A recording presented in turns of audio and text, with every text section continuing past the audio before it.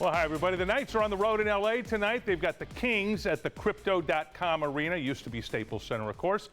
The Knights held morning skate today in Los Angeles. These are the two top teams in the Pacific. The Knights have a 5-point advantage over the Kings. They met in the opening game of the season, and it was a wild one, tied at 3 with 25 seconds left. And Mark Stone, the captain, scores the game winner for the Knights. This is turning out to be the Knights' best long-term rivalry here with the Kings, I think. Pretty much knocked the Knights, the Kings did, knocked the Knights out of the playoffs last season. And hockey players have long memories from what I've heard.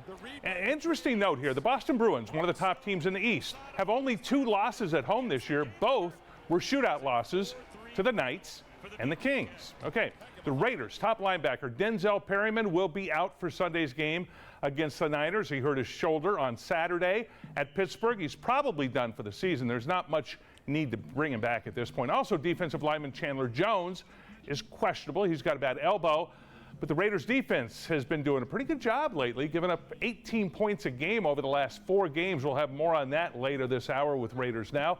Also, the Niners-Raiders rivalry went crazy about 11 years ago. There were fights all over the place at Candlestick Park. It was so bad, in fact, the NFL banned the Raiders-Niners preseason game. Yeah, that was a preseason game. We'll have more on that for you tonight at 11.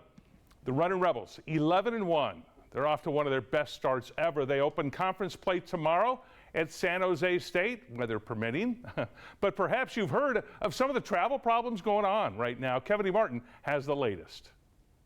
It was awesome, man. You know, I got to get my mom's cooking, something I missed. After a much-needed holiday break with friends and family, the Runnin' Rebels are refreshed and ready to get back to work. So, you know, super excited to get back with the guys. You know, I was happy to, you know, kind of reset and get home and kind of let your shoulders down and get back to something that's comfortable. And while it was no doubt a much-needed break, it wasn't as seamless as the Runnin' Rebels had hoped. Several players and coaches were affected by the flight delays and cancellations. All my flights got canceled. I had 3 flights get canceled, had to end up driving. It was really stressful on the 25th when we're all in our group text as a staff of who's where.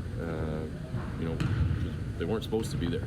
You know, why they were there and how they had to reroute or change. And I think, I mean, everybody that flew somewhere had to call an audible and change things. And the travel nightmare isn't over just yet. Sophomore guard Keyshawn Gilbert was not at practice today as he is still stuck at home in St. Louis. Still figuring it out. Okay. So it's probably getting me to San Jose. Keyshawn or not, UNLV has a game to play tomorrow, kicking off conference play against San Jose State as they look to continue to build off their impressive 11-1 start. We've got to keep doing what we've been doing to get to this point while also understanding it is kind of a fresh start in the sense of the areas where we didn't necessarily do what we felt we needed to do. So a great opportunity to, you know, a very good, very much improved San Jose team tomorrow night. Tip-off is set for 7 p.m. Wednesday night. Kevin Martin, 8 Sports Now.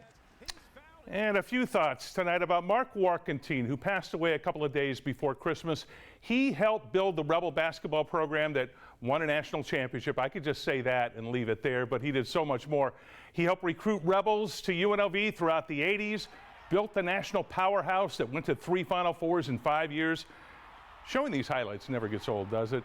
Then he went on to a great career in the NBA, working with half a dozen different teams. He built a powerhouse high-scoring team in Denver with George Karl as coach and had a bunch of former Rebels as assistants coaching that team. He was a good friend, a great Rebel. Wherever we would talk, because we'd talk often on the phone, he would always ask me how the Rebels were doing here in town. He wanted to catch up on the program that he helped build. Also, former Rebel assistant coach Ed Gorgon passed away a few weeks ago. We're sadly losing many of the greats who made the Runnin' Rebels a national power. 8 News Now. We'll be back right after this.